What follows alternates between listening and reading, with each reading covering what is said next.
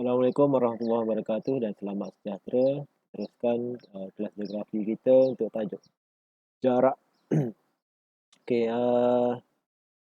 apa itu jarak? Jarak ialah ukuran jauh di antara satu tempat dengan tempat yang lain. Ukuran ni ada dua jenis ukuran, iaitu ukuran mengikut jarak mutlak dan jarak relatif. Jarak mutlak. Jarak mutlak ialah jarak yang dinyatakan dalam unit sama ada meter ataupun kilometer.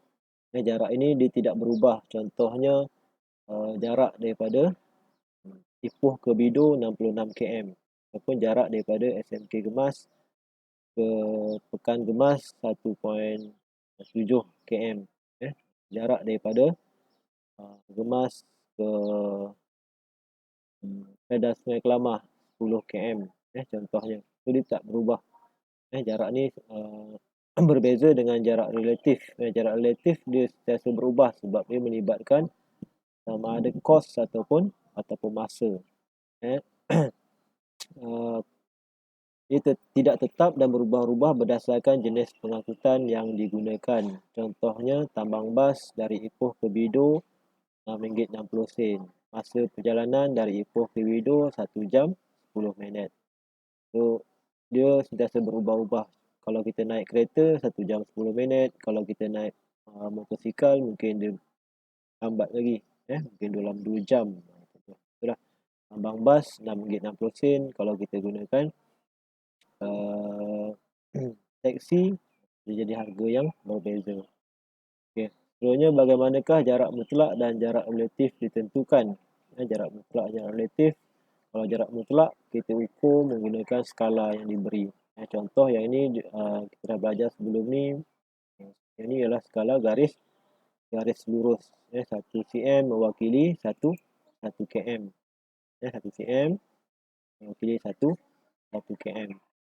Dia bagi contoh sini rumah Adeline. Bila kita ukur daripada sini sampai sini 5 cm.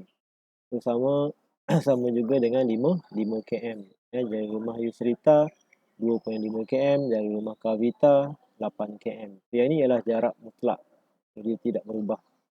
Okay, kalau jarak relatif pula. Okay, contoh kita ambil daripada rumah Yusrita jarak mutlak 2.5 km.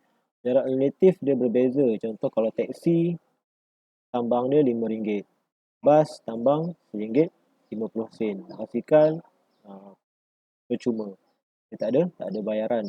Kita gunakan minyak, kita tak isi minyak, kita tak bayar tambang dan sebagainya. Okay. Jarak relatif juga kita ukur menggunakan masa. Contohnya taksi dia ambil masa 5 minit, bas 10 minit, basikal 20 minit. So, semakin jauh jarak tu dia akan semakin mahal dia punya kos. Semakin lama dia punya masa perjalanan dia. Ini adalah jarak relatif, dia berbeza. Okay. Okay, kalau tengok maknanya ketiga-tiga ni dia berbeza. Jarak relatif berdasarkan kos dan masa bagi ketiga-tiga murid adalah berbeza. Bolehkah anda terangkan mengapa? Kenapa? Kerana dia punya jarak mutlak dia berbeza. Dia punya jarak mutlak berbeza. Lepas tu dia punya jenis kenderaan dia berbeza. Sebab tu dia berbeza. So, untuk tajuk ni ni sekat je lah. Sekejap saja. So, untuk yang ini saya akan bagi latihan. Nanti awak buat dalam buku tulis. So, latihan dia macam ni lah. Kira jarak dari Fedah Sungai Kelamah ke SMK Gemas. Jarak mutlak dia berapa? Jarak mutlak daripada Sungai Kelamah berapa? Lepas tu cuba kira jarak relatif dia. Masa berapa lama yang diambil dengan kos. Kos pengangkutan. Macam mana nak kira? Yang pertama kenal pasti dulu dia punya jarak mutlak. Daripada jarak mutlak kita boleh kira jarak relatif. Jarak mutlak kita bagi Fedah Sungai Kelamah ke SMK Gemas ialah 10 km. 10 km. Macam mana nak kira jarak relatif? Saya bagi dia punya cara pengiraan. Kalau jalan kaki 10 minit bagi 1 km. Kalau 10 km saya nanti awak kira lah. Kalau motosikal 2 minit 1 km.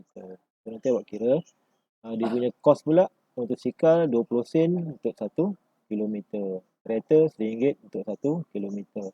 Bas 30 sen untuk 1 kilometer. So, berdasarkan pengiraan nanti awak kiralah dia punya jarak relatif. Kalau tak faham nanti boleh tanya, cuba dulu buat. Kalau tak boleh, kita check lah jawapan awak sama ada betul ataupun tidak. Okay, untuk kelas hari ni je dulu. Buat ni dulu, nanti saya akan bagi macam mana nak kira jarak di atas peta. Okay, sekian, terima kasih.